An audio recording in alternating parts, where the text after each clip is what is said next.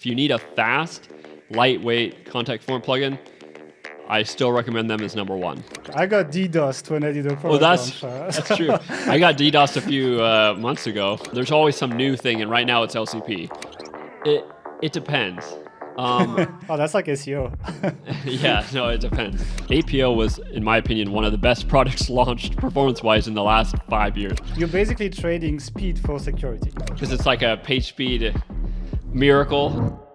Did you know that Google is about to introduce a new Core Web Vital metric called INP? I know that with all the other news in the industry currently, you've probably missed it, and I did as well. But still, this news prompted me to look back into our site speed setup, and I wanted to bring a pro to help me out. That's why I reached out to Brian Jackson to roast our setup. You may not know him, but Brian is the guy behind an enthusiast site speed plugin called Perfmatters that lets you tweak exactly what scripts and files load on each page of your site, which really helps with WordPress plugins that often load bloat on your site. It's a real site speed nerd tool that many people, including us, actually use. And the thing is, 70% of Brian's time is spent on helping his customers tweak their website for optimal speed. So he's seen hundreds of website setups at this point. He's going to be critiquing our setup and give you tips on fixing yours based on his experience. So if you've always wondered if the number of plugins that you have on your site is costing you in site speed, if you should delay or defer your JavaScript, what the best CDN setup is, or what caching plugins you should not use in any case, you're in the right place. But before we get started, first, let me thank today's episode sponsor, Ahrefs, your Swiss Army knife SEO tool. We'll tell you a little bit more about them later in the episode. I also want to let you know we've just launched a news YouTube channel for the industry, and the first video is up there. We talk about why Reddit ranking for every keyword is a big issue and the spam issues that are related to it. So check it out and subscribe. But now, let's jump into the interview. Hey Brian, thanks for joining me on the podcast. Super happy to have you. You're like one of my favorite page speed people that I learn from all the time. So really happy to have you. Thanks for coming. Yeah, no, thanks for the invite. No worries. So the angle of this episode is gonna be a fun one. Like I'll tell you how we set our sites up in terms of site speed. I think I'm like, a 7 out of 10, I would say, maybe something like that. Like I'm okay, but I can do better. And I've had issues in the past as well. Like I have definitely crashed websites during product launches, etc., because of poor tech setup. So that has happened. But like I want you, the guy who essentially spends his day looking at other people's websites and fixing them with them, to tell me how I can do things better. And hopefully people can pick stuff up as we do that for their own setup. Basically, that's kind of the idea. But before we get started, like you're looking at people's sites every day, right? And so I wanted to know, was there cases where people setup was like so bad it was like harming their business and conversions, basically? Like did that happen before? Yeah, for sure. I mean, I see two ends of the spectrum kind of, because I would say like 70% of my day is kind of on support right now. Mm-hmm. So I mean, I'm running page speed insight tests pretty much all day long. That's pretty much, I wake up, I do that. The dream job. Yeah, really. That's not what I originally signed up for, but that's kind of what it morphed into. But yeah, so I've seen the one spectrum where performance is literally costing them business because their site is literally crawling. I mean, literally, like not even barely loading. But then I've also seen the other side where they're actually spending too much time and they're over-optimizing. That's a thing too. Like they're over-optimizing for the scores, and you could actually hurt yourself that way. So there's kind of both ends of the spectrum. I think you called me a bit of an over-optimizer on the CDN setup. Actually, when we get to that, I think I went overkill, and so I'm curious to see what you think when we get there. And have you also seen, like, you have people you've helped? Have you seen them fix that stuff, like all the tech stuff that is related to their speed? Maybe over-optimizing, maybe under-optimizing, and get essentially more Google traffic? Because like I've seen that. I've seen people when the site is easier to crawl for Google, it costs less resources for them to invest into crawling the pages. I've seen sites shoot up in rankings. Have you seen that? Yeah, I mean, we get lots of positive feedback about that all the time. Like a customer reaches back out and lets us know, like, hey, my traffic's up. Hey, my conversions are up. But even just in my own, like a lot of my background is SEO. Mm-hmm. So I've always done the speed optimization kind of as part of that. And like, I've seen it firsthand in all of my sites, content-based sites. Like, I mean, if you have two websites with similar content, the one thing you can beat them on is speed. If you have that, that's one advantage you can always take advantage of.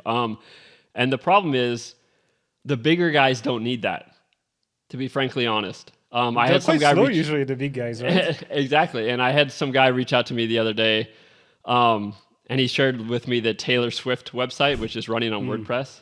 It's not the shop; it's the main website, and it's horrible performance, horrible page speed scores, everything.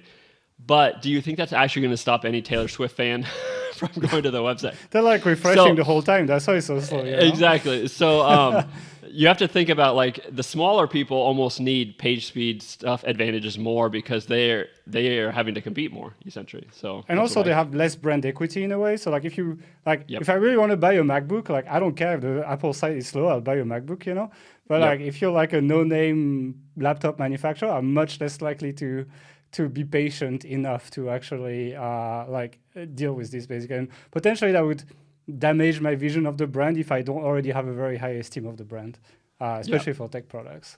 Okay. So I think that's interesting because I think like Google has been kind of like downplaying the role of Core Web Vitals, etc. recently in their communication.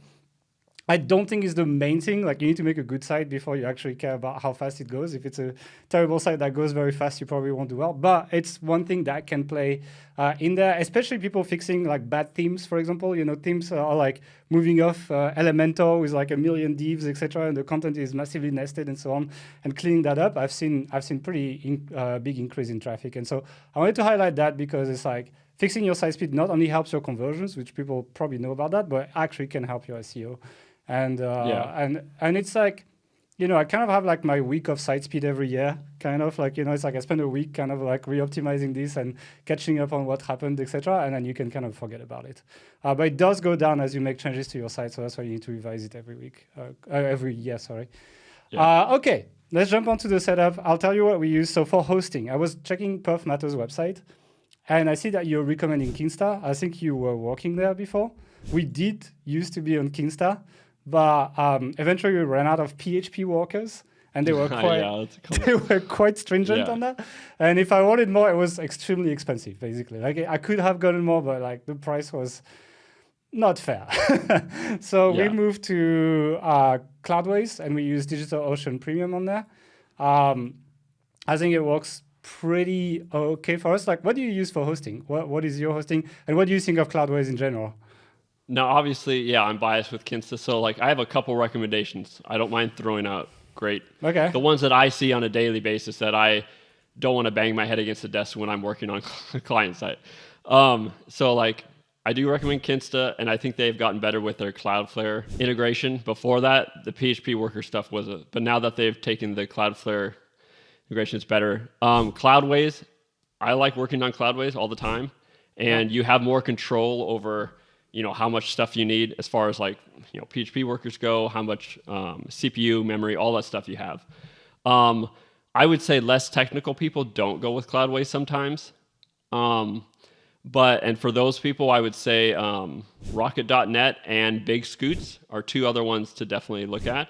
So like Kinsta, Big Scoots, Rocket.net, and Cloudways, those are actually the four that I say, hey, go try them all.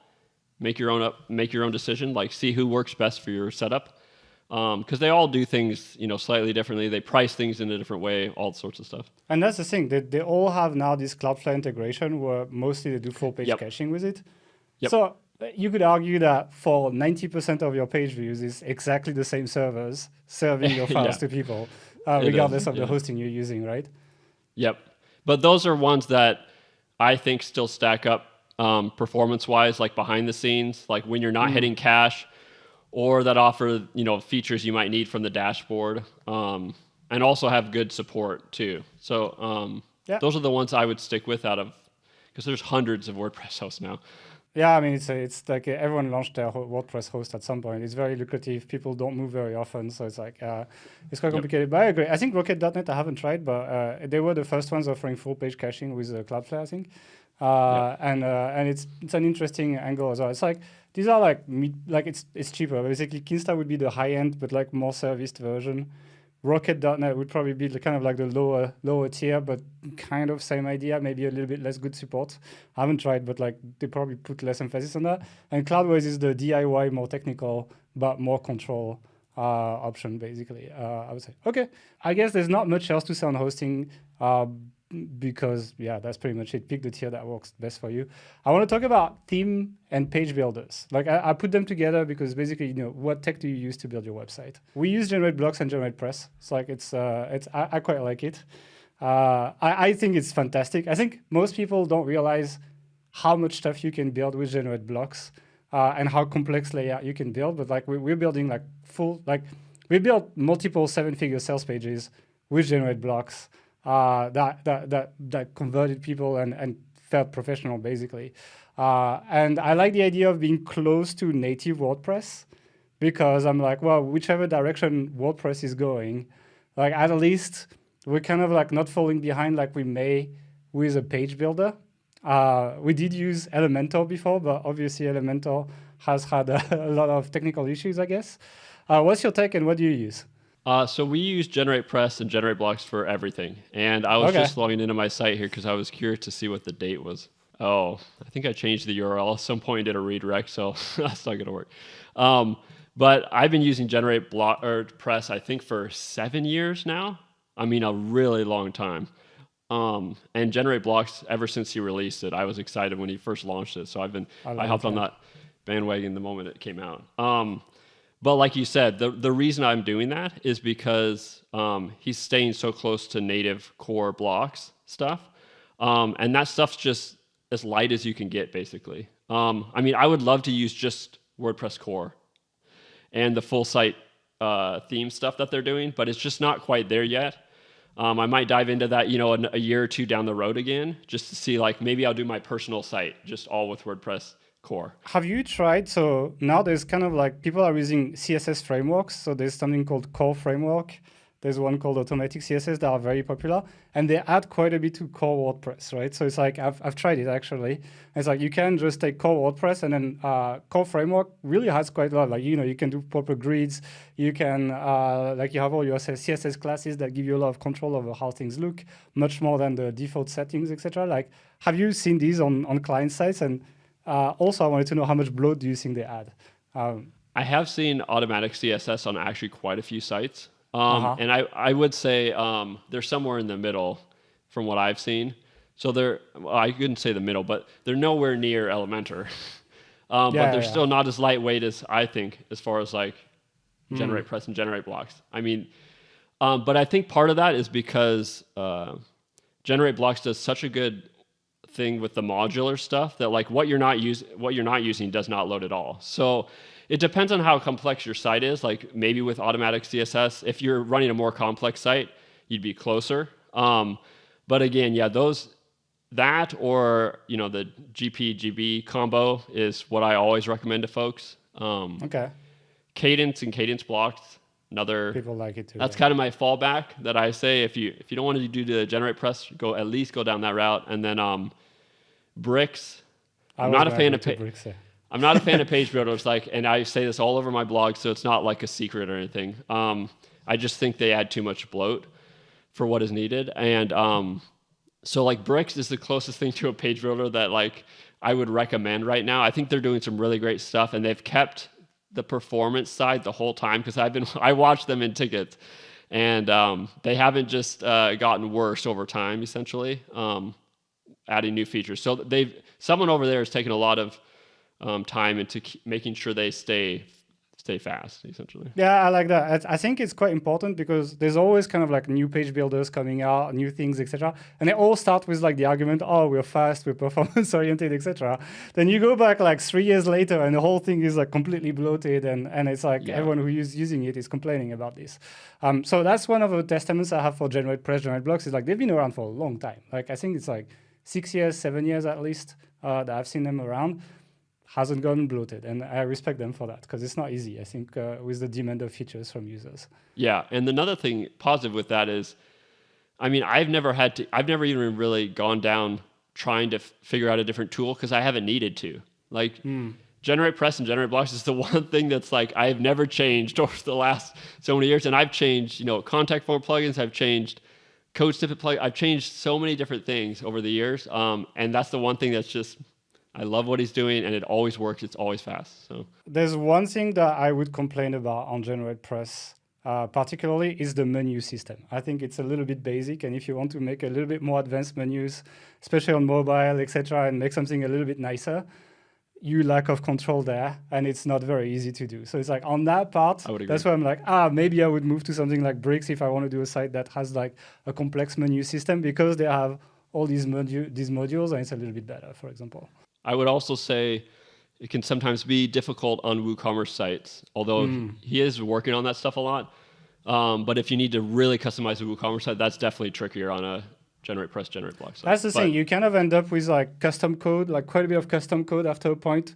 Like you hit, once your site becomes a bit more complex, you start hitting that point where there's a little bit of custom code everywhere. And you're like, well, I wish I picked something like Bricks, because at least it has all the features baked in, and I would use the system like as it is without having to kind of like document everything that I'm tweaking on my site or hiring a developer, basically. So it's like, I think for most people it's enough. Like for 95% of people, generate blocks. It's the sweet spot between flexibility and the ability to do things.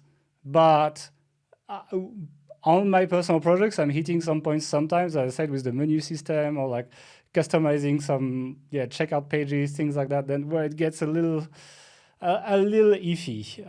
But I heard there's a big update coming for generate blocks very soon, actually, with the classes and everything, right? And I'm pretty excited for that, actually. And I also recommend people, because lots of clients I talk to, I don't know why they don't go there, but go check out the site library on GeneratePress site and the block pattern library on Generate Block site. Like, it gives you can import them if you need something to start with faster, but like it gives you a better idea of like what you can do, because people think you're just starting from scratch. And like, if I was building a new website right now, I would actually be importing a site library and then tweaking that. I would not just be starting with a blank page, because even myself, like, I don't know GeneratePress that great to just do from a blank page. So. Actually, in our course, we have generate blocks. Like we made generate blocks templates for people for like content sites and so on, and you can import them, and save them in the local patterns, so they can then just reuse them whenever they want.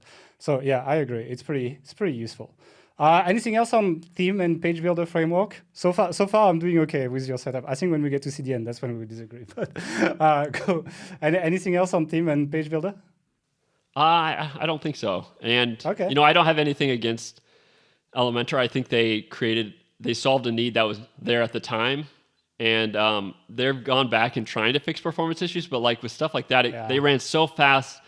It's just really hard to go back and recode it's really hard. Bricks just has better tech, right? The editor is like much faster, and like I remember making sales pages on Elementor, it was just exploding when it was a really big page. Like I was running out of memory on my computer or something. Whereas something like Bricks has like a more modern tech, and it works a lot better. So if I picked a page builder to build a new site today, I would pick Bricks like 100%. Yeah, actually. And I do always tell people like try to take advantage of the block system in WordPress as much as you can, because everything is headed towards blocks. So like that's really where you want to be if you can. And it's not that bad. I know a lot of people hate it. Like a lot of marketers, they install like the classic editor. I'm like, guys, like it's time to move on now. I hated Gutenberg too when it launched, but like I'm a full convert and I love blocks now. Not for writing. I do not like the editor for writing, but I love it for designing now. So it's different. Yeah, I like it too. It's just you need to get used to it. It's an acquired taste, let's just say that. Yeah. And now a quick word from the sponsor of today's episode. Imagine you just woke up, you're on your laptop, sipping your morning coffee, and casually open your rank tracking tool. You hit the refresh button and take a bite into a fresh, juicy apple, and then it hits you. A sea of red arrows pointing down, your website traffic is down 30%. You open Twitter and people are running around like headless chickens trying to understand what happened. Nobody seems to know, except the gurus trying to pimp out their courses or services to help you recover your rankings. But you don't need them, because Ahrefs got your back. A couple days after the update, you can use their new organic competitor report, set the dates to compare the traffic now and before the update, and pinpoint exactly who has been winning the update. Or maybe you just lost traffic for one important keyword. Well, you can also do that on the keyword level inside the Keyword Explorer. Set the compare date to before the update and seamlessly see who went up and down. You now have a personalized blueprint on who to model after to regain your lost rankings thanks to Ahrefs. But you don't need to wait until your site goes down to an update to use these tools and gain traffic today by outsmarting your competition. So check out Ahrefs on ahrefs.com and you too can be an SEO genius. And now, back to the interview.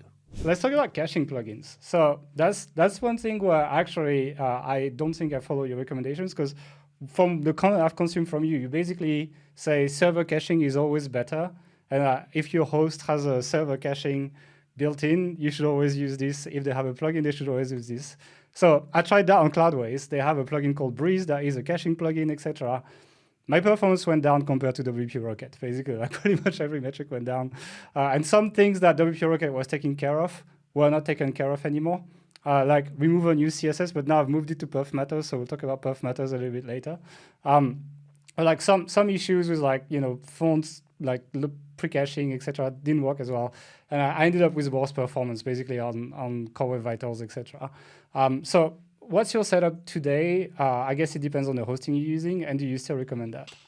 Yes. So I would say it does recommend on the host, but I'll kind of give you like the two setups. Okay. And we should probably define cache plugin, because when I say cache plugin, I think of just page cache, not the other optimizations. So we can talk about that too. But so a lot of our clients, like they're on managed hosts, and a lot of the managed hosts have their own cache solution. And then they're using our Perfmatters plugin for all the front end optimizations. So that's the one kind of setup we see. Yeah. The other setup is people say that are on like shared hosting or already have a cache plugin like Rocket installed, so they're using that instead. And for those, I do recommend Rocket, WP Fastest Cache, and Flying Press has been doing some good stuff. Although I was gonna say, I like that. There's a site called Online Media Master that I think is the best site for site speed, and he recommends that very much. I haven't tried it. I wanted to know what you think actually. And I don't like to talk bad about plugins at any time, but and this might be a bug, but they haven't responded to me. So they've started disabling things in other optimization plugins. Flying Press has, and I don't like that. I don't think it holds up to the WordPress ecosystem. We work along with Rocket, Auto Optimize. We like to work with all the plugins out there, and for them, they're like going in and disabling and just resetting features in plugins. I see. So it might be a bug. If it is, I'm sure they'll fix it. But I like what they're doing too. So yeah, Flying Press, Rocket, and WP Fastest Cache. Those are kind of the three caching plugins I recommend if you're just doing caching. And then like I said, it depends on kind of what host you're on for what you need. Like if you're at SiteGround, I actually recommend using their SG optimizer. I think they renamed it. And the main reason is they have a couple layers of different cache that are involved, and you really want to use the plugin that their devs are working on with their own cache environment, because otherwise you run into other problems with other cache plugins. So sometimes when you're at a solution that has their own cache plugin, it can be better to use theirs. Okay, well, good, because in our beginners course, we teach people to use SiteGround, and we tell them to use this plugin as well, because actually it's free and it's decent, actually, I found. It's not perfect, but it's like, for a free solution, I found it pretty decent, basically. Okay, so you said like Flying Press is not a very good caching plugin. I mean, you said it's a very good caching plugin, but they're go on great. The top of the plugin. Yeah, they're just doing some weird practices lately, and so I would still recommend, check them out, but I've had some clients that I'm just telling them to go. I can't help them at all because Flying Press is just turning everything off in our plugin. Yeah, so fair enough. It's it's strange. No other optimization plugins do that. So what are the worst optimization what are the worst caching plugins? Like what are the setups you hate to see when a client comes to you and you're like, why are you using W3 cache or something like this, for example? I always get the name wrong, but it's W3TC or whatever. Yeah. I always forget the acronyms for that. I do not like that one. It's been bloated for years, in my opinion, and it just kind of stayed bloated. I'm not a big fan of Super Cache either, which I think WordPress.com recently, I think they required that, and now they're working on it. So that one might get better. I'm not a fan of Jetpack either. Fair enough. They've been doing some work improving stuff, but they had some bloat, and it's kind of like the Elementor thing. They added all this stuff, and now they're working on going back and figuring out, like, how can we not have everything load? So, yeah, those Jetpack, W3TC, Super Cache, those are kind of the three I don't really like working with, to be honest. Okay. I actually like working with Breeze at Cloudways, but like you said, it depends on what you're using. If you're using all the optimization features, I might I might not recommend it. So it depends on what you're using. For just the cache part, I think they do a good job. But How about object caching? Because like Cloudways has like object caching with like Redis and stuff. Would you recommend people use that? yeah, if you have the opportunity to enable object caching, I always say do it, because basically you have your page cache, and then that's basically cache for the database queries. So if you can reduce calls, I mean, at any layer, database, pages, I mean, it's always a good thing to do, especially if you're running a e-commerce site or anything. So if you don't have it and you're thinking about paying for it, it really depends on the site. If it's just a blog with full page cache at Cloudflare, I don't think you're going to see the benefit you're wanting. Yeah, if your site is more dynamic, maybe it's more useful. If your site is more static, it's maybe a little bit less useful. Yeah, but if it's free, I mean, you guys say turn it on. It's free, but it's an extra setup. So people who use Cloudways need to actually go and like install the plugin and then connect it, etc. There's a little bit of setup. So it's like I was wondering if people should do that basically. Yeah, I see it on maybe, I would say a good 20% of the sites I work on, and really no issues with most of the time. Yeah, so. I agree. I've never had any issue there really. I want to talk about essentially like front-end caching plugin settings, the stuff that you see in most caching plugin. For example, a lot of caching plugins offer you to make a cache file for mobile and for desktop. Is that a good thing, or should I? Since my site is supposed to be responsive, do I really need to do that or not really?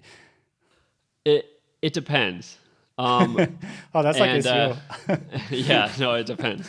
Yeah, it's really because hosts have different cache buckets behind the scenes. Same with Cloudflare. So a lot of people don't know this, but there's like a mobile cache bucket and a desktop cache bucket. So if you enable, like, I think Rocket has like mobile cache, you can just turn it on. Then it's separating the cache out at all the layers down the line for mobile and desktop. It can be beneficial. So like if you're using our Perfmatters plugin, we have rules where you can disable things on mobile and desktop, and usually we'll require mobile cache to be on. And the reason is we're using this native WordPress core query to detect if you're on a mobile device. We're not using JavaScript. We're using a PHP function. And for that, it needs to be separated out. Okay. So it really depends on, if you're optimizing things a lot for device-specific stuff, you might need to enable it. Okay.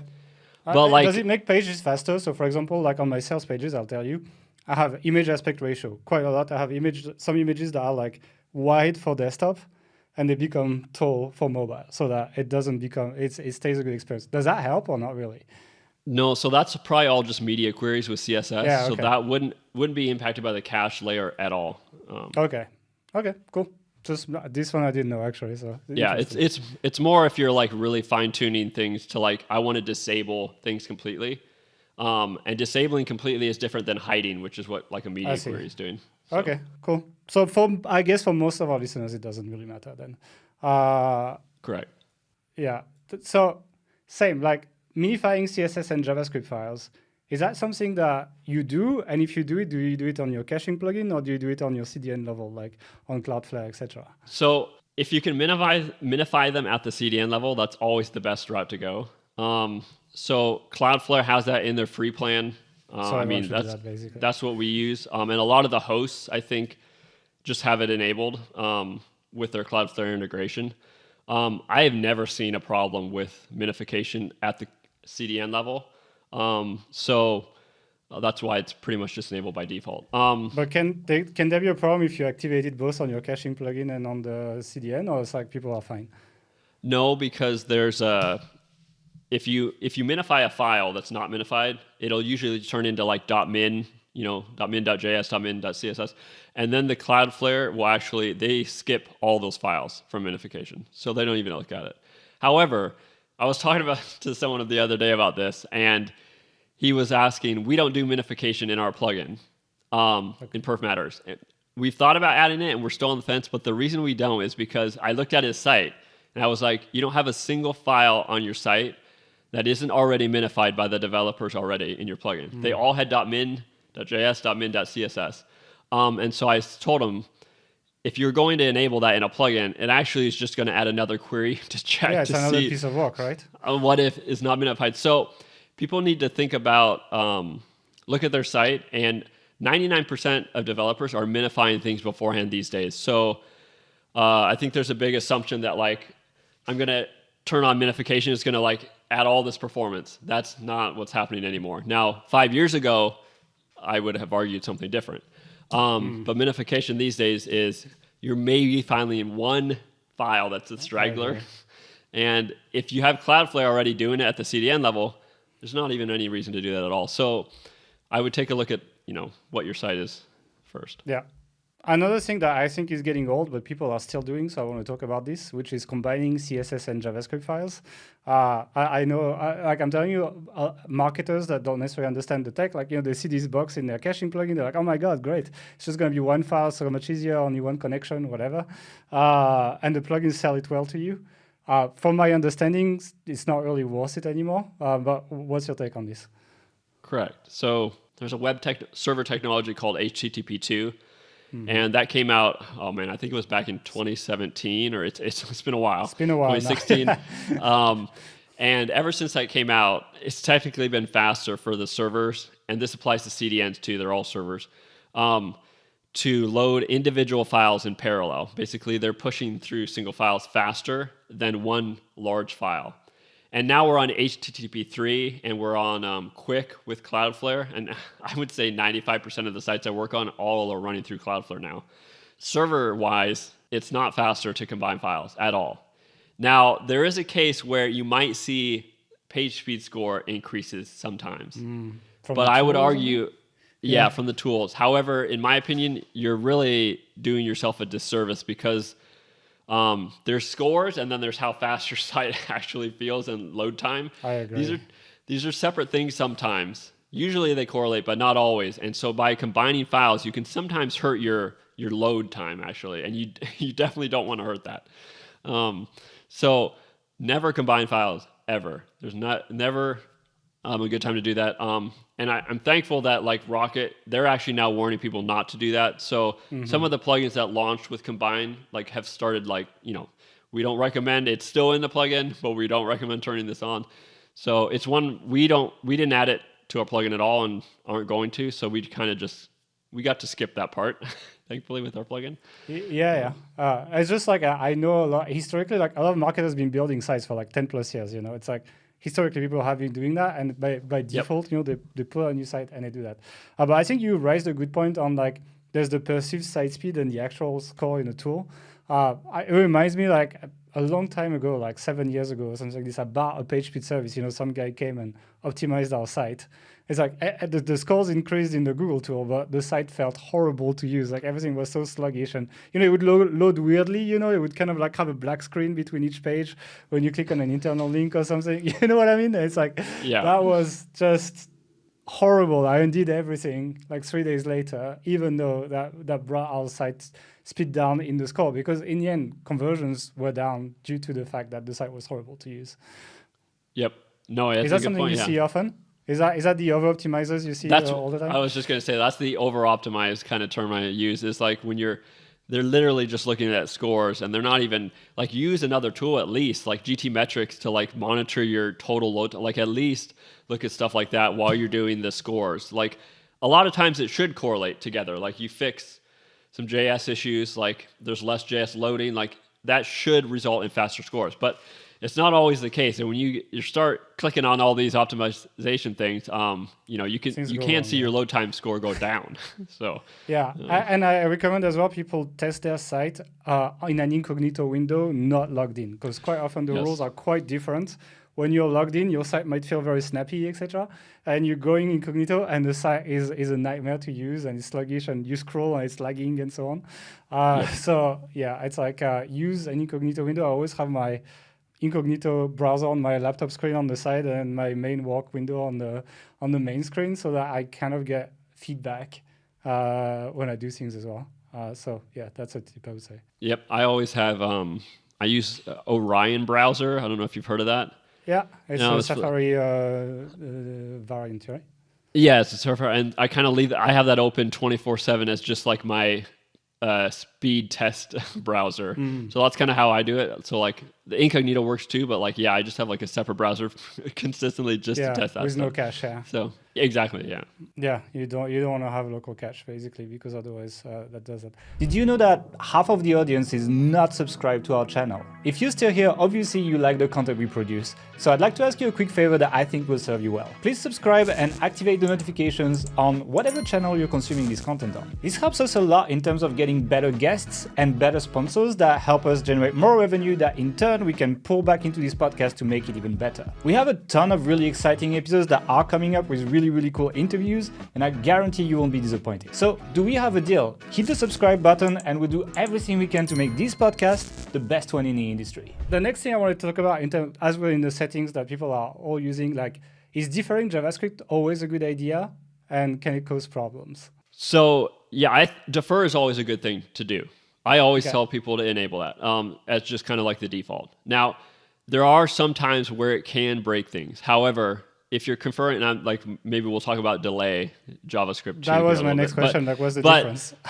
I would say, looking at the difference, I would say defer breaks things maybe, I would say 2% of the time. So it's very, very rare. And it's usually on these bigger WooCommerce Elementor sites that just have, 95 plus JS scripts running that they run into an issue.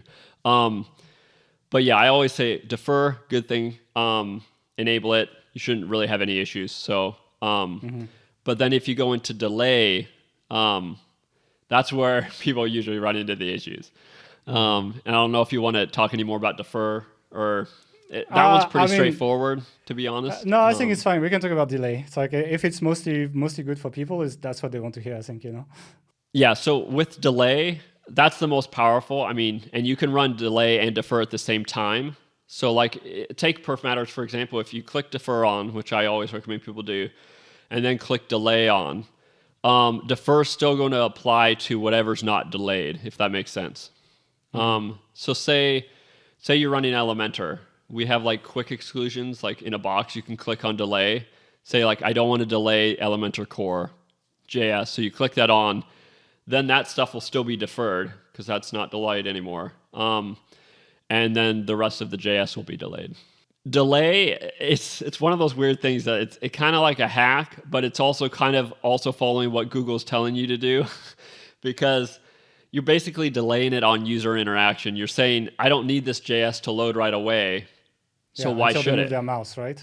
Yeah, and it sounds hacky, but like if you think about it, like if you don't need the JS, it shouldn't be loading like at all. And also, it really reduces your page, like increases your page speed, because basically all the stuff that's delayed is not counted in the original page speed optimization score, right? Yeah, and that's where I think people think it's like a little hacky too, because it's like a page speed miracle kind of a thing sometimes people think, but like it is kind of following what Google is telling you to do, like reduce the amount of JavaScript that you're loading. And that is one way to do it. Like loading it asynchronously in the background after a click, I don't see any problem with that. Like it's a good practice in my opinion. So do you delay everything? How do you decide what to delay, what to not? Like, do you have to put exclusions? Like, how do you know what to put in there, what not to put in there? So lots of plugins kind of all, you know how it goes. All these plugins are kind of overlapping with the same features. We kind of all have this like quick exclusion type of thing that we've all done. Oh, so you have a list. Yeah, we have a list. And so like Rocket's maintaining their own list. We have our own list. All these plugins you have their own copy each other's list? Like, do you go get their list and then just update yours and then they update theirs on yours? No, I don't know what they're doing. We purposely don't update ours on theirs because I will say this, and I think they would probably admit to this as well, but Rocket has way more volume than we do. So they're working with so many clients that they have so many more problems than we do. So they might be adding more exclusions or more broader exclusions to fix some of these issues, whereas we're trying to squeeze out like every millisecond. So we might not add an exclusion sometimes where, it might create a support ticket for us sometimes, but we'd rather not add it because we're trying to squeeze out like every millisecond. So it sometimes means you got to fine tune more with Perfmatters, but we prefer to go that route just because we're always like, looking at that last millisecond type of thing. You guys are like the enthusiast tool, you're like the kind of like the nerd one, So it's like the people who buy DJI drones and the people who like build their own drones and like kind of like exactly. them, etc. Yeah, if it's not needed for every single site, we're never going to add it. So, and then there's all these like Rocket and us too. Like sometimes we're adding exclusions behind the scenes that you never see that are always needed. So that's happening too. So like we're always improving the functionality and how it works with things. And the most popular products, those are the ones we're obviously spending our most time on to, help fix any issues. So, like Elementor, we're looking at Elementor daily if there's new issues. So stuff like that, we're always looking at. Okay, well, I think that's enough on deferring and delaying JavaScript. Let's talk about preloading now. Like I know it's also a quite important trick to optimize your page speed. Essentially, you can preload your fonts, you can preload images, and then there's another different options, but you see that as preloading in tools as well, preloading links, so that it kind of like preloads when you hover your mouse or something. What are these? Can you explain these in simple terms for people who are not as technical? How important are they, and what are the best practices? Yeah, let me maybe explain what it does first, and then we can talk about each of those file types because they're kind of different. Okay. So yeah, preloading in general means you add a preload tag to any type of resource, it bumps it up to the top of the waterfall, and you're making it load right away. So let's say you have an image that's in a banner. Most common thing on sites, you have an Elementor with a banner image going across the top. The problem with how sites are structured, and this isn't really anybody's fault, it's just how the website has evolved.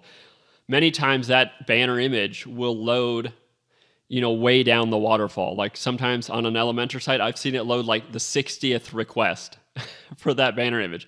And like Google is telling you, like the LCP, largest contentful paint, they want the stuff above the fold to load as fast as possible. And usually the biggest thing that takes the longest time to paint is that hero banner image. Google wants that to load right away.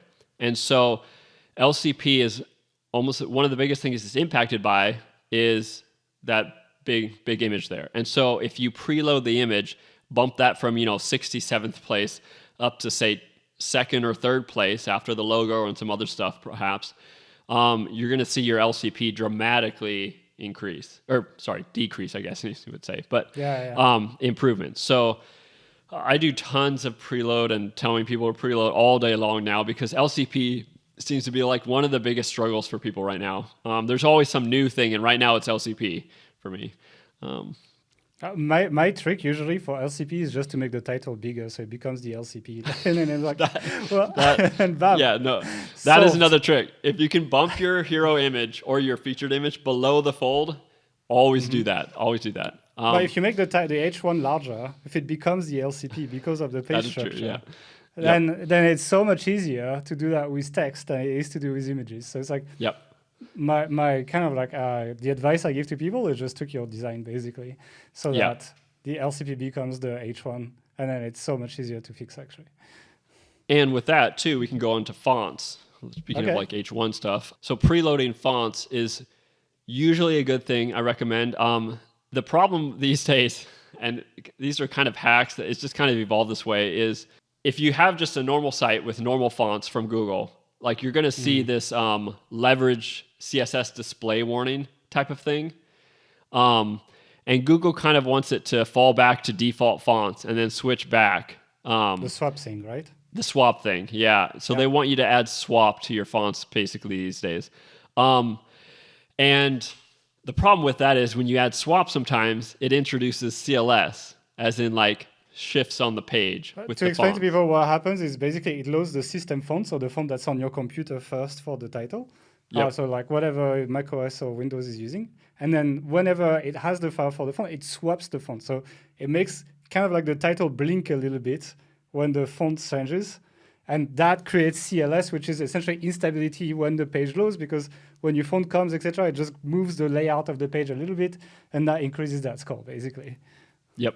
I think they need to actually fix this in PageSpeed Insights, to be frankly honest. But both are good practices. But the problem is, like, you're fixing one warning with the display swap, so that fixes the one leverage display thing, and then with that, you're now causing CLS a lot of the times. Not always, but most of the time. And so to fix the CLS, then you need to really preload your fonts to get them to load sooner. But if you think about it, if you're making them load sooner, what's the purpose of falling back to the system swapping. font? So Yeah, exactly. yeah, exactly. So, but I mean, that's where we are. And so for a lot of people, like swap is kind of the normal now. Even like Generate Press, like if you add a Google font, like they have an option for swap in there. Like lots of things are just adding swap now. And so then preload has now kind of just become the standard to kind of fix that problem. So now I usually recommend people preload their fonts. And then the issue you have with that is lots of these bigger sites will have 10, 15, 20 fonts loading. I see that all the time. I know people that are more careful with their sites think like, what? Yeah, they never see, but yeah, I see that daily. And so then you can't just preload 20 fonts. Like that's not a good idea. Because then you're on the H1, right? You preload just what you need for the H1 and that's it. You can do that if you're super OCD about fine tuning. You can preload like just what's above the fold type of thing. Yeah. Usually, if you have just 3 to 4 fonts, I say preload all of them. To be honest. Okay. But you can go like hyper focus to see like what you're loading up there. But yeah, generally I say like reduce the number of fonts you're loading. Most sites should not be loading more than 5 fonts, in my opinion. And when you say fonts, does it include different font weights for the same font, or is that? Yeah. So. Like, yeah, each font, like each WAF2 that's loading is a different font style, font weight, and different font class, like Roboto, Montserrat type of thing. That's how people end up with 15 fonts. It's not like the website was like some kind of carnival website or something. It's no. Usually they've got in their theme or page builder and say like, oh, I want to use these 3 fonts. And then like maybe they don't look at like, oh, it's also just defaulting to bold, italic, regular, and then suddenly you have it multiplying really, really fast. So that's how it gets to a lot, yeah. Yeah, and so then they got to go back in usually and say like, you're not actually using italics here, maybe for anything, or you're only using bold on maybe your H1, so like you need that on whatever your font for your H1 is. So you like reduce the fonts, preload them, and then have display swap on them. That's kind of the 3-tier system. Yeah, I mean that's a big one, especially if this is your LCP. It will matter actually. Yeah. So if you want to pass Core Web Vitals, it's something you have to do. Yep. Or even better for fonts is use system fonts and don't use any. Yeah. I still like to design my sites a little bit more than that. It depends on what you're. So like I like system fonts now, but I'm so used to it that I've kind of forgot how nice fonts look. But yeah, I agree. 99% of the sites out there, they're using fonts for design reasons. So like there's design performance. You got to find whatever works best for yourself. That's the thing. It's like you don't need your site to be perfect in every aspect. Like branding, in my opinion, is also quite important. And it's like you should not like. You can tweak your design to make like your H1 a bit bigger, so it's the LCP, and trick Google, etc. But like I would not necessarily give up and make like a super basic site if you already have a strong brand with like a strong brand image, etc. Like don't give that up for site speed. I would say. I'm willing to lose some points in site speed for the site to be in brand, basically. Yeah. No, yeah, I agree. There's always a medium you got to find, whatever works best for you. Another thing you find in these plugins is cleaning your database, right? So how important is that? Like, I'm always wondering, like, I have this huge server on Cloudways. Like, really, is it going to struggle if my database is massive or something? Is that really important in terms of performance in front end, especially if I'm like full page caching with Cloudflare, etc.? Or is that something that's kind of oldish? I mean, database size does matter. I mean, obviously, most sites are not going to run into a problem where their database is actually like killing their site. WooCommerce sites can definitely be worse. But so it is good though to keep things like normal database optimization. So like all these, we have it in our plugin, all these database optimization plugin cleaners, like clearing out transients, clearing out drafts, comments, all the just standard stuff. Like that's always good to do because you definitely want to keep things as small as possible. But even that stuff alone, like it's not really gonna kill your database for maybe if you went 10 years or something. But like, yeah, databases were designed to handle lots and lots of data. Now the thing is with e-commerce sites, that can be a little trickier because when you get, let's say you have an e-commerce site with, 10,000 clients. I mean, you're starting to get into, and they're like, say they're renewing or something. and you've been going for 10 years, like you're probably looking at, well, I don't know, like you're getting into the 80,000, 100,000 rows in the database and stuff like that. And so you're starting to look into like adding indexes to your database to run the faster, but this gets really, really technical. And so I would work with, a developer. Yeah. I'm just saying once there is a point where your database will need some taken care of. But if it's a blog, I wouldn't worry about it as much. If it's an e-commerce site, it really depends on how long you've been going and how many customers you have and how many plugins you have running. So that type of So thing. is that really a thing that it's like, is it the number of plugins that matter that makes your site slow, or is it the quality of the plugins? Because I always keep telling people like, it's not like, don't be afraid to install a plugin, but like don't install shit plugins, you know what I mean? I feel like this idea of like, oh, if you have too many plugins, your site's gonna be slow. Is that a real thing? Or? Well, it is because people don't know how to clean them up properly, in my opinion. So the number itself is not a problem, like you said. Like if I go install 50 plugins right now, that's not necessarily a bad thing. But people, even I myself, like we all try plugins, and then we move to different plugins over time. And so the problem is most people don't clean them up properly. And so that's where it does create database bloat. And you don't want records and rows in your database that don't really need to be there. And so here's a good example. And I love, this is using Fluent Forms. We just moved from Fluent Forms to WS Form. And I still love Fluent Forms for performance. If you need a fast, lightweight contact form plugin, I still recommend them as number one. If you need some more options and stuff, like I'm really liking WS Form right now. But the problem is when I went to uninstall it, two things here, I guess I should say. Most plugins should have a clean uninstall option in their tools page. So you can go check that on, then deactivate and delete the plugin, and it will actually run a process in the background to delete all those database rows and data. That's how you really want to properly uninstall a plugin. If it doesn't, which Fluent Forms is one example here, they had 12 different rows in my database. I was like, I don't want these in here anymore. And so I had to go manually delete them. Now, a lot of times you can just reach out to the developer. You want to be careful, obviously. Anybody listening to this, make a backup of your database first with your host. But you can reach out and usually they'll just give you a list if you're unsure of which database records to do. Is there a more automated solution? Is there a plugin to uninstall plugins, for example? Wouldn't that be a good plugin? There are a couple database, I think, optimization plugins that try to do that, but I would not recommend it. I for this stuff, I always recommend doing it on a case-by-case basis. It's pretty easy to see in your database, this gets technical, but you can go into phpMyAdmin with your host. You can see Fluent Forms, they're all named FS Form or, whatever. Pretty much which plugins are coming from. And then I would do a double check to be go to their documentation, make sure that, these are their database records, then delete them. It's fine. Yeah. But stuff like that is good to do. Make sure you're uninstalling plugins properly. And if you haven't, you might want to go back and take a look. If it's been 10 years and you've been... We had to do that recently, and it's our database was a huge mess. I think we cut so much out of it because it's we uninstalled, we had so many plugins we tried and didn't uninstall, etc. Now it's I actually use, I can't remember who does that, but it's basically, if you go and type in your browser try.new, it basically launches a new WordPress install. And I just install the plugin there, at least to try it there.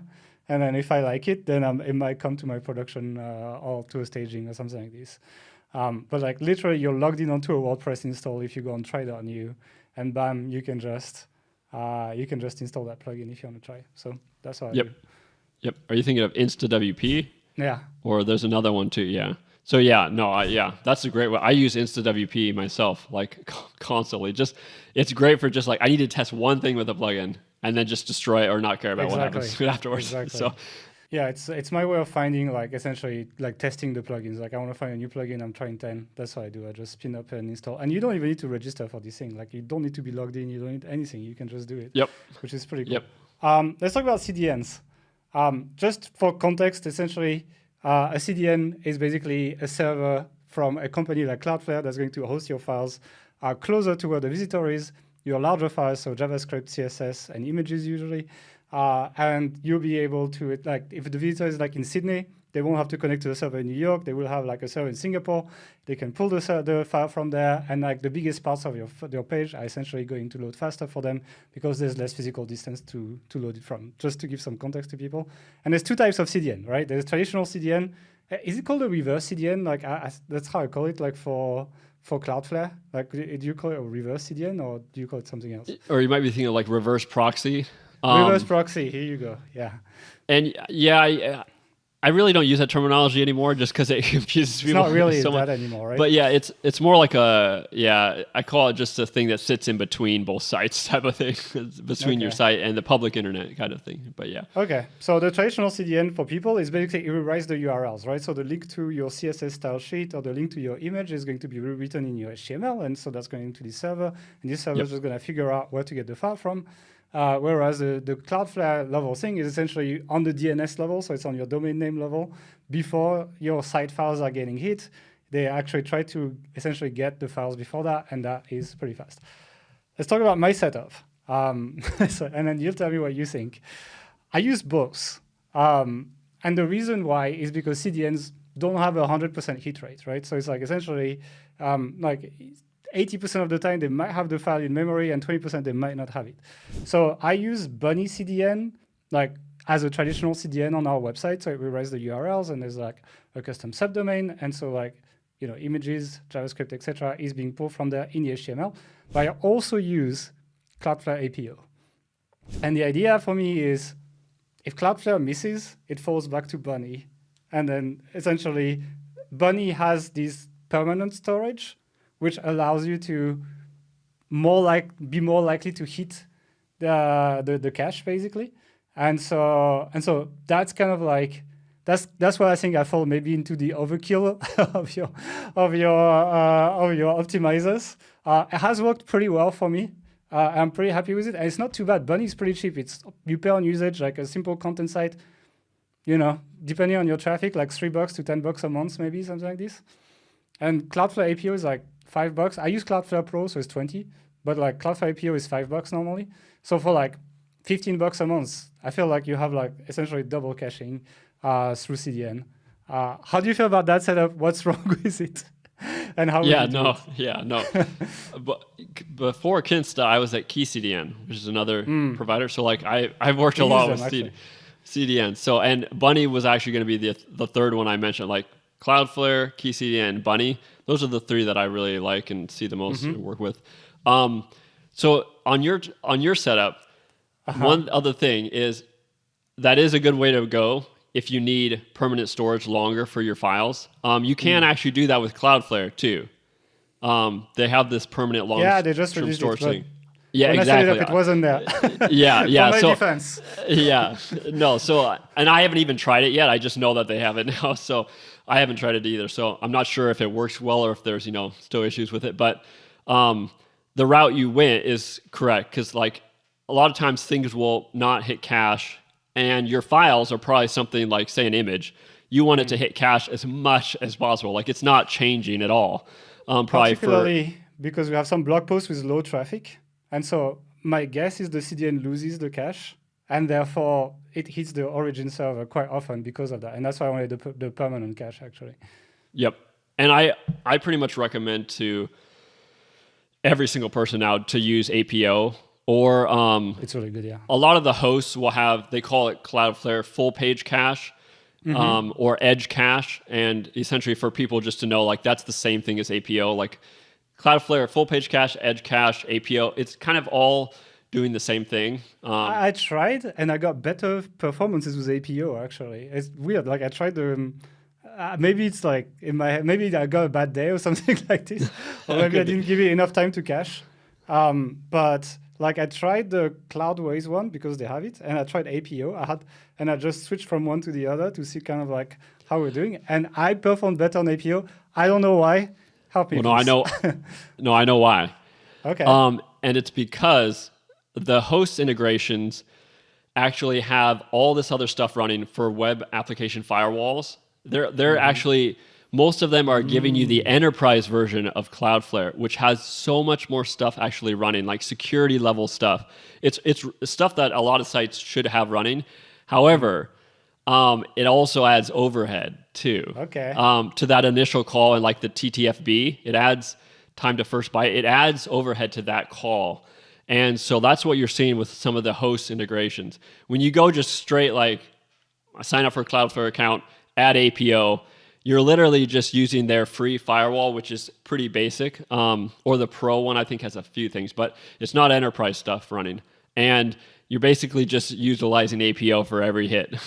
So Exactly. that's why it's way faster than some of the host integrations. Yeah. Okay, interesting. So you're basically trading speed for security. Exactly. Yeah, exactly. And so it really depends on how much that is important to you. You know, what type of site you're running. You know, if you're running a blog, you might not need enterprise level Cloudflare Well, you'd be surprised. security. I got DDoSed when I did a product launch. That's true. I got DDoSed a few months ago, and I had to go block IPs, and so it's a whole fun process. But yeah, so in that case, you know, enterprise might have saved me because I actually am running a APO too. I'm not running the host integration, so it's hard to know. You like what it would have caught and wouldn't have, but so, and I tell people to like test it out for yourself too. I mean, if that initial call speed is that important to you, like maybe you want to do your own account with Cloudflare, but it also means more management, more setup. Exactly. You got to do your DNS record. Some people don't want to or even know how to do any of that stuff. So honestly, now you say it, I think I'm willing to trade the APO speed, the little drop in speed for the security, because we've had quite a few security issues, people trying to break into WordPress, etc. And so that'd be nice actually to add that extra layer of security. And I think I'd be willing to trade some speed for it actually. Yeah. No, yeah, I think it makes sense for, especially the larger you get, the more it makes sense.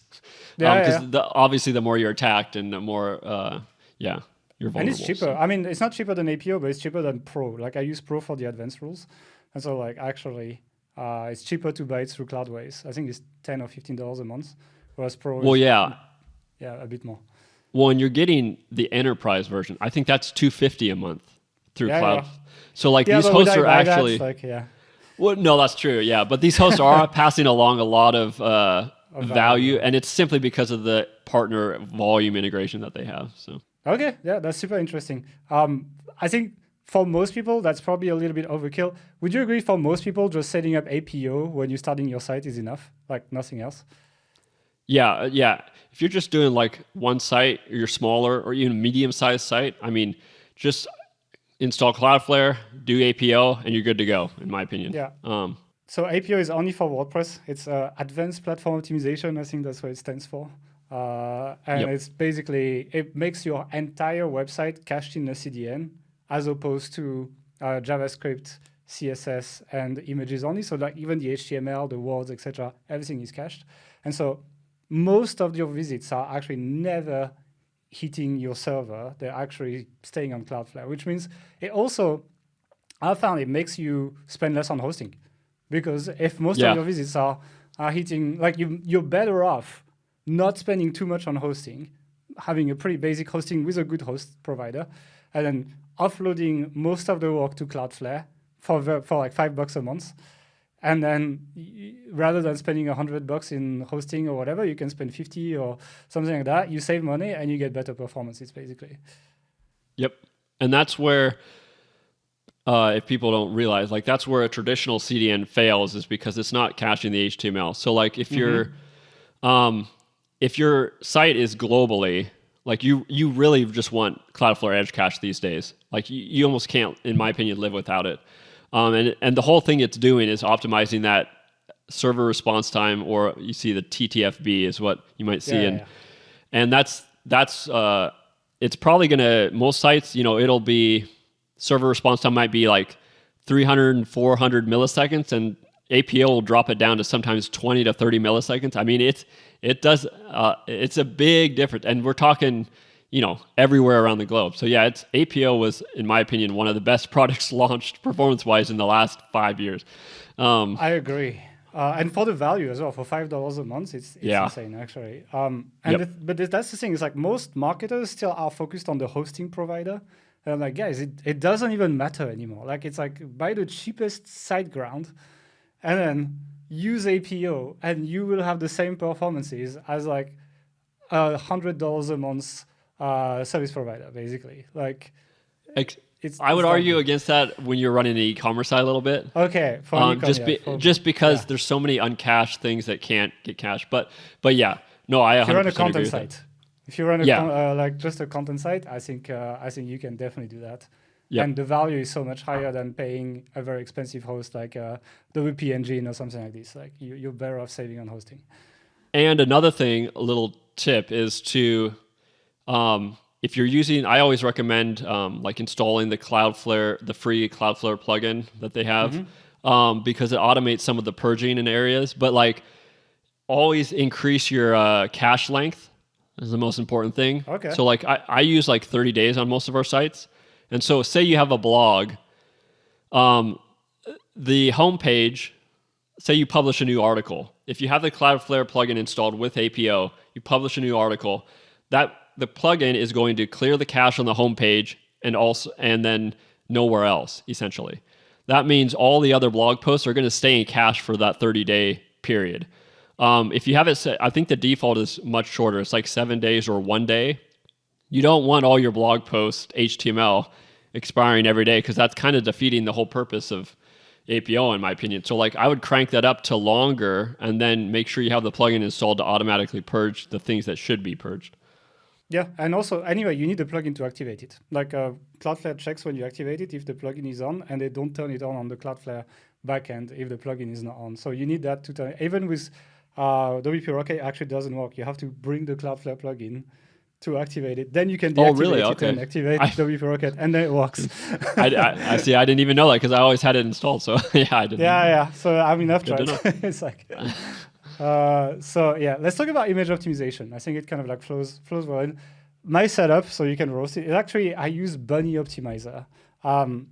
It's not the cheapest. It's $10 a month, but it's the one that I found does the best job at consistently properly resizing the images. So the idea of image optimization with Bunny is like you upload your images just on your WordPress site, and they're essentially going to take these images, we convert them into WebP and then make 5 or 6 versions for the different screen sizes. And the idea is like if you have a small iPhone screen, you don't need to load a large image, and therefore it's going to be faster for these people to load, basically, especially if they're on mobile networks that are a little bit slow. And so I've tried a bunch. I've tried Short Pixel. I found it's very buggy, in my opinion. Like very often the images would break, or it wouldn't like serve the resized image in the front end, that kind of stuff. I've tried the Cloudflare one. Sometimes it did nothing. Sometimes it would just literally nothing would happen. And then Bunny was the one that actually worked consistently for me, even though it's definitely not the cheapest. Like Short Pixel is a lot cheaper, for example, but I find it works better. Like, what's your setup? So now you're talking to like I'm on the enthusiast, end of things, for sure. So okay, I'm scared. No, my setup is probably not going to work for most people. Okay, what do you recommend? But I can tell you what I recommend. So like for our setup, WordPress already like creates thumbnails and uses source set. That's already built into WordPress core. So like on our sites, I know exactly the size I need to upload so that the images get created. So I actually don't bother with that at all because source set's already picking the right image. But a lot of people, 99% don't. I can't be bothered. They're uploading all sorts of different images and a lot of times it's someone that doesn't even know WordPress. They're just uploading it as a content creator. And so for those people, you need something like what you're doing. I like the Bunny one, to be honest, too. I really like that one. I'm not a fan of the Cloudflare one. I think it's called Mirage.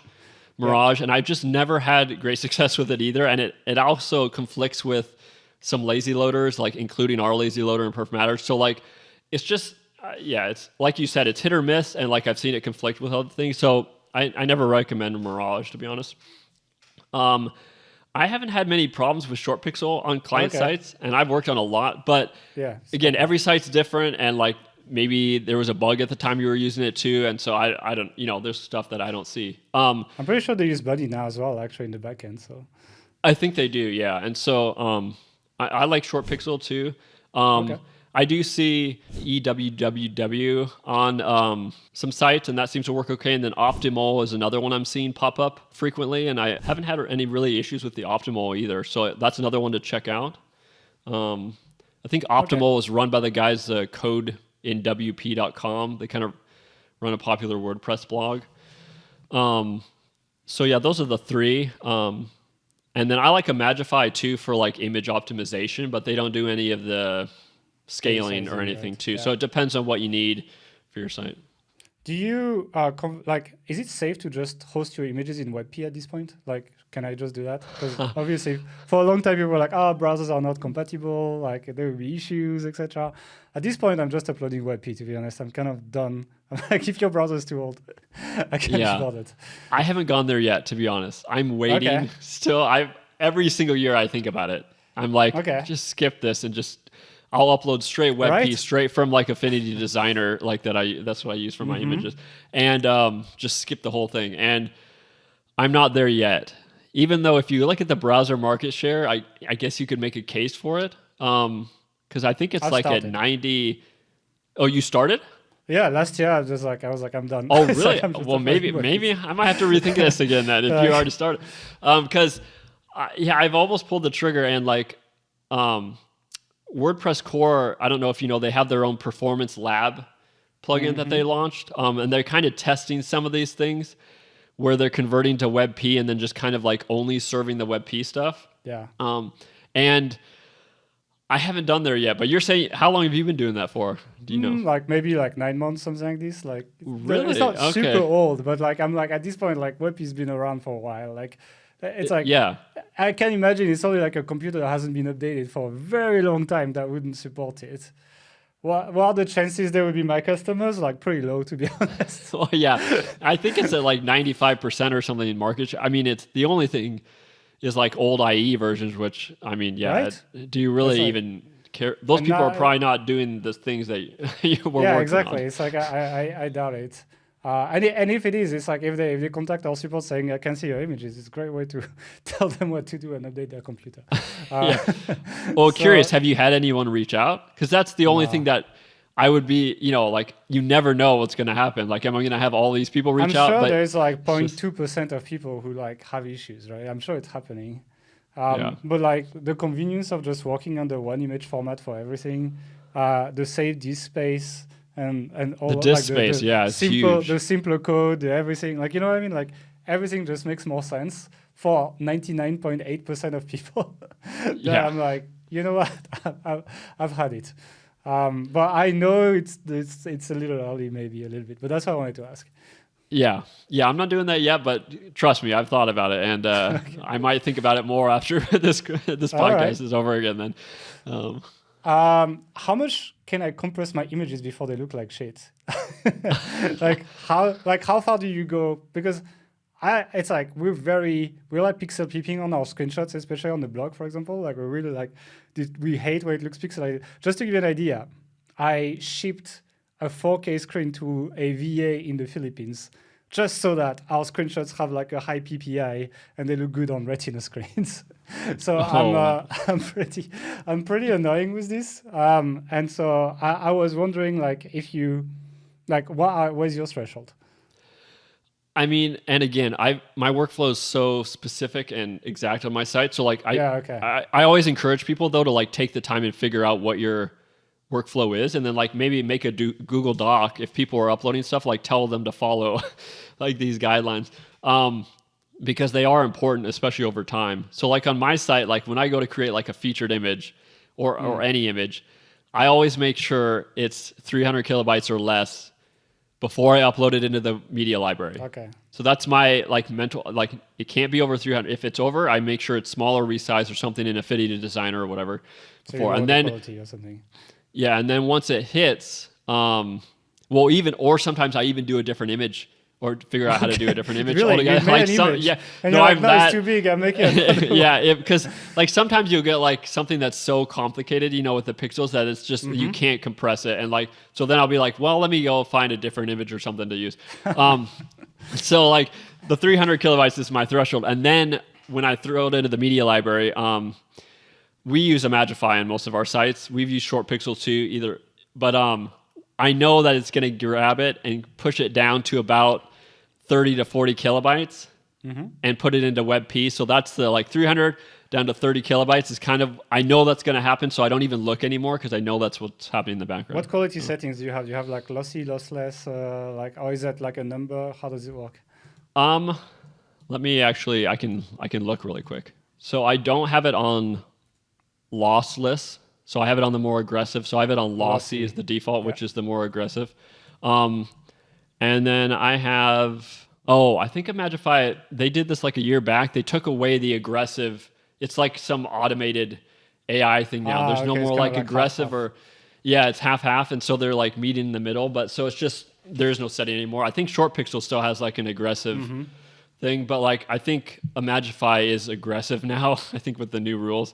So mine's pretty aggressive. But again, I've spot checked lots of images. So like that 300 kilobytes down to 30 WebP looks good on my site. But again, you got to figure out what looks good on your site and then figure like, you know, the sizes. So one thing that I would warn people against, though, that are listening, is that if you're running, let's say, Bunny Optimizer that already optimizes your images, do not install a plugin that compresses again. If you compress your images twice, it's like, it's a mud fest, you know. It's like the images are horrible, and it's like that. I've seen. I'm not gonna name a competitor that's done that, and it's horrible. You can't read any screenshot. Like all the text is basically like, you know, the Game Boy screen or something, you know. And so be very careful. Only run one image optimization tool. So if you run it on Cloudflare or if you run it on Bunny, do not install something like Imagify, because that's the over optimization, I would say. Yeah, for sure. Okay, and then the next step of my setup is actually Perfmatters. The main thing I use Perfmatters for is, one, to disable a bunch of, you know, core functions in WordPress that you know, are not useful. Like I use the emojis, so I didn't turn this off. But like the remote posting and there's some kind of like old school libraries that they're still maintaining that you guys are allowed to turn off, etc. And then the best part for me is the script manager. It's like, for me, it's like, that's the one reason about the tool. You want to explain what it is? It's your plugin. I'll let you explain. Yeah. I mean, so the script manager basically was born out of the frustration with that all these plugins are loading their scripts everywhere on all the pages that don't need to be. And I feel like today they're doing a little better job than they used to be. But I still see it all the time. And sometimes it's hard to get away from that too, based on how things load. Say you have a short code. There's no way in actual WordPress to say like, is this short code running? So enable the script to load only where the short code is. There is no way in WordPress to do that as a developer. So in that case, developers usually just say, okay, we need to load our scripts in case someone puts this short code on a page. Blocks have gotten a little better with that detection stuff. But again, the same type of problem has like, developers don't want people reaching out saying, why is my plugin not working? It's because the script's not loading. So they'll just load their scripts everywhere. And obviously that hurts performance. If you have 12 plugins and say half the plugins are loading their scripts everywhere that don't need to be. So the script manager lets you go in, you can disable JS, you can disable CSS or wherever on a per page site-wide basis. And it shows per plugin as well. It categorizes these things per like which plugin they come from. So it's pretty easy, even if you're not super technical, to know I'm using what this plugin does on this page, or I'm not using what this plugin does on this page. And I don't do it on every page. Like I kind of do it for like post types, and then I would do it for like important sales pages or something like this, for example. And we do have our MU mode, which if you want to dive into it even deeper, is this will allow you to disable entire plugins. So like the script manager at its core just lets you say like JS off, CSS off, on basic. But if you want to disable lots of plugins will run like inline code, which is like in the HTML itself, or they'll run queries on a page. So if you toggle on MU mode and disable a plugin, that will actually disable the CSS, JS, inline code, and any queries, database queries that it might be running too. So technically that can actually even help your database load as far as turning everything off. But obviously that's more aggressive too. So yeah, but that's what I like with Perfmatters. It's kind of like the fine tuning. Once you've done all that setup we talked about, you kind of come in, you open the script manager, and then you just do the final touches to optimize everything basically. And super easy for me actually. And that's actually the workflow I recommend is do everything else first, then go into the script manager, not the other way around. Sometimes people start with the script manager, and that can run into problems because then you're trying to optimize things with other plugins after, and so that causes problems. So yeah, I agree. Optimize then script manager is the Perfmatters is the last tool you do for your site speed. Like you do all the other things we talked about, like in that order. That was the point. And then after that, you see what's loading on the page and you fine tune. And it's like you guys are very much like a fine tuning tool basically. Did you see that Google is actually has announced a new Core Web Vital that will be a real Core Web Vital very soon, INP. Did you look into that yet? Yes, because I knew you were going to bring this up too. I saved it for the end. You know? Well, mainly because we've had clients reaching out already saying like, why am I failing INP when it's actually not even out yet? They just threw it in the tool, which is very annoying. As someone with our type of pass, right? Well, and as someone in our type of business, it's very annoying that they added it there. I know why they did it. They want people to start looking at it. But for us, it's like people are saying like, oh, we're failing this already. Like, help us. But no, it's not actually there yet. But so a couple things on this. Yeah. So INP stands for interaction to next paint. And what this does is basically Google's measuring. They're taking their crawler, their bot, and they're doing multiple measurements of the page over time as they hit your site. And they're like doing a click or an interaction, and they're measuring the slowest interaction after that happens. So say you click the mobile menu on the mobile, and they're measuring how long that takes to get fully loaded, to be fully done. And they're measuring that time. And obviously JS and CPU times always vary a little bit. So that's why they're going over and over and over. And they're taking like, I think the 20th percentile of the slowest ones, and that's what they're hitting you with. So the ones that are fast, that's great. They're not even measuring those really. They're just seeing like what's the slowest one. What's wrong in your page, and then just basically show you that score. And from my experience so far, lots of third-party scripts can cause this issues, even, and then lots of like mobile menus. Think of like things that might be kickstarting JS, like on an interaction. That's the type of things I would try to think about. And we have is delaying JavaScript going to be a problem? Because if you delay it and things essentially, like how quickly do they try to interact? It will not, and it will not be impacted. However, there is a caveat here, and because if you think about it,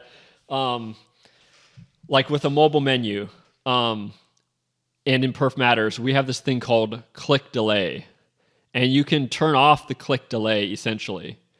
If you have delay.js on. However, you need to have all these exclusions set up properly for that to work.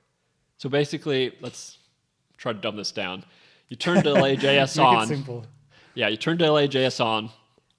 You add the proper exclusions. Say like it's an Elementor site. You click those Elementor exclusions, and then we have a feature called turn off click delay, and this moves around the event listeners. Don't need to worry about the technical stuff, but like. It turns off that delay that you would have that normally you might have with delay.js on there. So turning that click delay off will help INP essentially. So that's one thing that we have in our plugin that will help with this. But just delaying itself won't really impact it.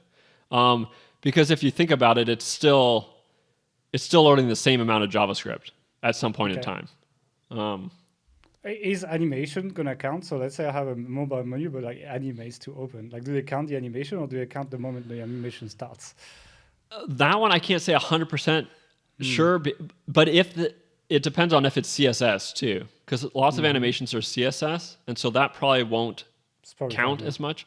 It's really the JS that I'm seeing that's really hitting INP. So, but if there's JS in part of that process for the animation, like it probably will count. Okay. So So watch out for the animations on your site if you have some fancy things going Yeah. on, maybe. And this is one thing where I can't stress enough how important it is to use something like Generate Press and Generate Blocks, because with INP coming out, it's going to be more important than ever to have a lightweight site. Like, because the less JavaScript you have, the better you're going to be off with INP. Just flat out, like it's easy.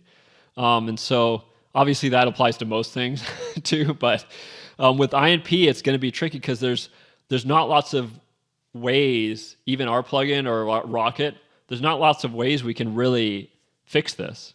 Yeah, it's going to be down to this site design basically, and Exactly. Yeah, built, right? the click delay is kind of like a hack to work with delay.js type of thing with INP, but like as far as just solving all the INP issues, there's nothing we can do essentially. So like it's going to be, I think a lot of these solutions will be probably recoding some of these elements like Elementor and stuff, because they're going to run into problems where like they're going to reach out to us first, and then we're going to maybe be sending them right back to Elementor after we've tried some things that we can do already.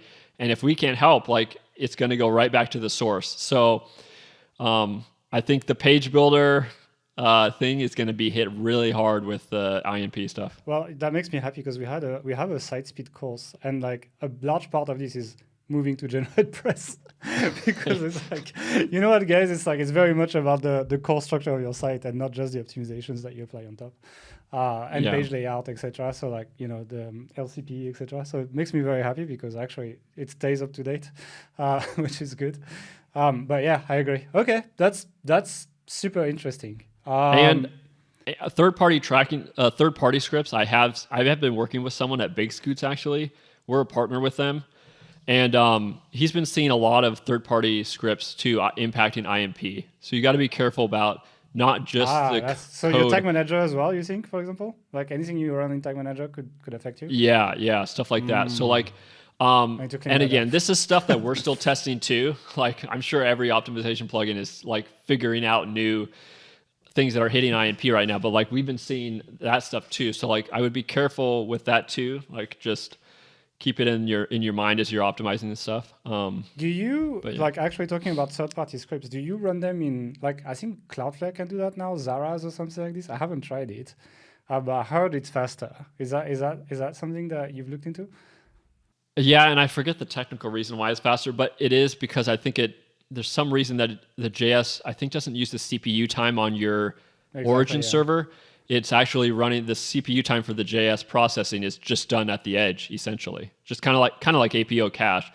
Zaras is like Google Tag Manager at the edge, type of thing. So yeah, that's why it is faster, essentially. However, I think it also loads something else on your site for page speed tools. So like you might see like a ding, but technically it is actually faster. So I would experiment with that. But yeah, it just technically it is doing things better. I haven't tried yet. It's like, I know I have it on my list, but I haven't taken the time to do this yet. Okay, anything else I should have either shared with you as far as my tech setup? Before we go for that, like, what is your judgment of my tech setup now that I shared everything that we used? What would you change? I think you have actually a really good setup, to be honest. Okay. Okay, I expected worse. I expected the CDN you would disagree. That's the one thing I was like, I wasn't sure about it. No, I think the one CDN thing you might want to change is like trying the Cloudflare for the storage thing. But again, it's new too, so like you might want to wait 6 months or a year before you try it, because sometimes things are buggy with that when they come out. And the only reason I would say that is because you get the long-term cache approach at Cloudflare still, and there's no other DNS requests happening. So with Bunny, you still have that additional DNS request, which it's not a lot. Obviously, I'm nitpicking here. But if you could do it at Cloudflare, I would totally do everything at Cloudflare if I could, just because I'm a big fan. So yeah, it's just that we have the setup right now, and I haven't looked in SiteSpeed for a few months now, but it's definitely gonna be on my testing list next time I get into page speed for a week or something. And then probably Zaras too. Like I would check that out too, just because I know even the technical engineer guy at Big Scoots, he's always telling me to use Zara. He's a big fan of that too. Okay. And he's actually one of the developers of I always get the name wrong, but it's the WP Super Page Cache plugin. It kind of does the full page Cloudflare cache for you. Yeah. Okay, it's With like the the free page- version of APO. Page rules, right? yeah, and he's like one of the developers that kind of works on that. So he's like, as technical as you can get into Cloudflare stuff. He knows everything there. But yeah, he's always like raving about Zara. So like, I would definitely check it out. Okay, cool. Anything else you would add to the setup? Nothing else? I don't think so. Like you, right. honestly, your setup's pretty great compared to what Okay, I cool. see from clients on a daily happy basis. I'm happy. I just use this podcast to get free consulting. That's all I'm doing. Okay, well, where can people follow you? What should they check out? What do you want to send them? You can follow me. I got to start saying X. So on X at Brian Lee Jackson, or you can check out our agency site is forgemedia.io, and that has like links to our plugin. And I don't get much time to blog anymore, but I do have our workup blog. Sometimes once in a while, I get time to blog on there. Okay, cool. Well, thanks for joining. It was super interesting, and see you next time. Great, awesome. Thanks for having me. All right, I hope you enjoyed this episode. We had a ton of fun doing it. I hope you enjoyed it. And if you like this one, I think you'll also enjoy this one, so check it out.